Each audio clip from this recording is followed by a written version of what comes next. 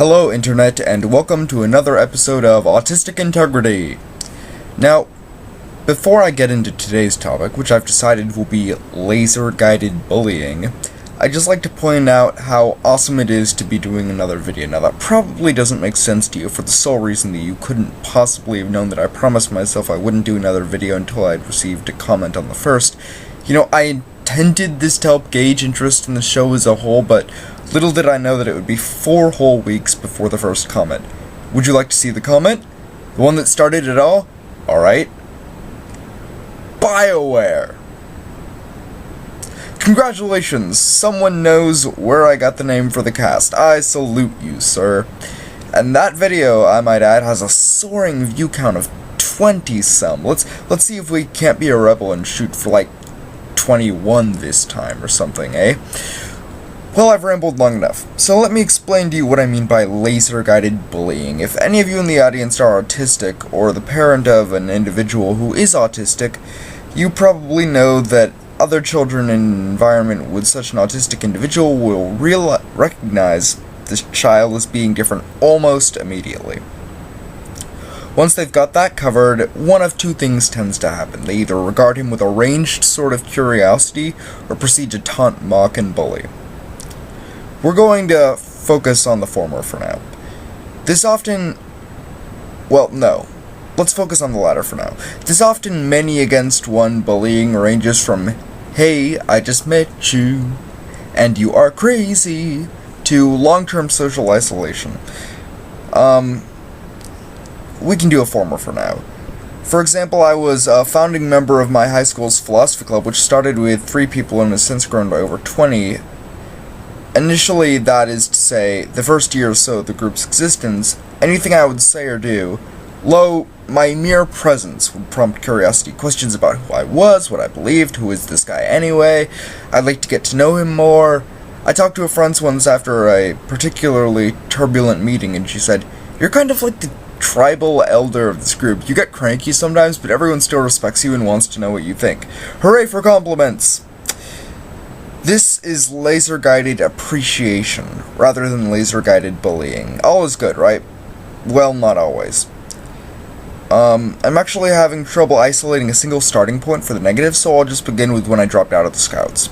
I've been in the group for a long time, more than enough time for the other members to develop a sort of contempt for me, and we were out smack dab in the middle of nowhere, which I'm sure would yield some sort of result if you typed it into Google Earth. Anywho, things came to a head when the other 9 or so group members decided to gang up on me when no adults were around, and then deny that they ever did. But they didn't just stop at covering their keisters either. No, they told the adults who heard the shouting that I had done something I'm not going to even bother mentioning for a mixed audience. Now, this is when I first started to doubt the goodness of absolute democracy. It's also when I realized that I had a bone to pick with the mainstream media, but that's another story. What I realized that day is that if 9 people say one thing and you say another, it doesn't matter how truthful you are and how bogus the other side is. Everyone will believe the side with more people. Man, you should have seen the smirks on their faces when they got away with it. I generally can't understand what, faces mean. I got that one pretty loud and clear.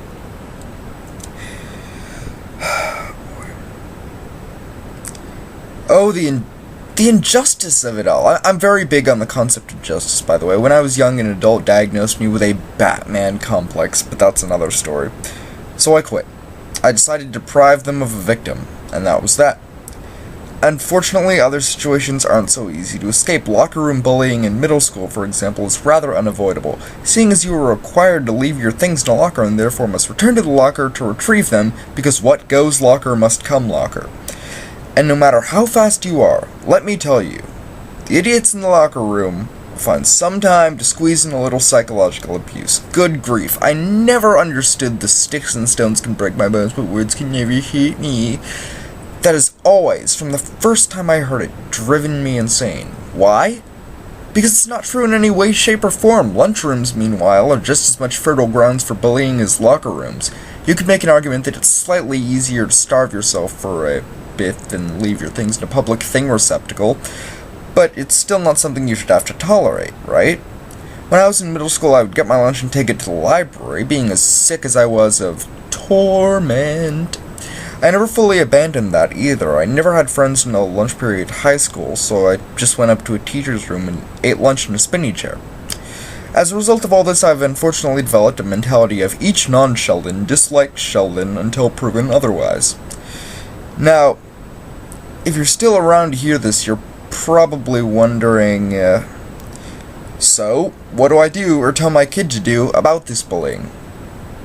Well, the sad truth is that you'll never fully be able to escape it. Your child will always be different and others will always pick up on this difference. The best thing to do is emphasize to your child from a very young age, don't feed the trolls. The problem with this is that autistic children, this included myself, are often very, very strong-willed. Couple this with an often overwhelming need to stand up for themselves, which here means strike back at the bullies, and you've got a very entertaining cat toy for people who enjoy getting a rise out of others. It's not really possible for an autistic individual to lay low without depriving the world of his unique qualities, so your best bet is to not give people what they're looking for and wait until they grow up and can respect you for who you are and what you do.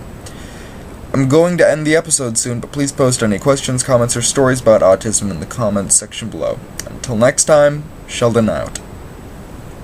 I should really get a theme song for this or something. Anyway, see ya.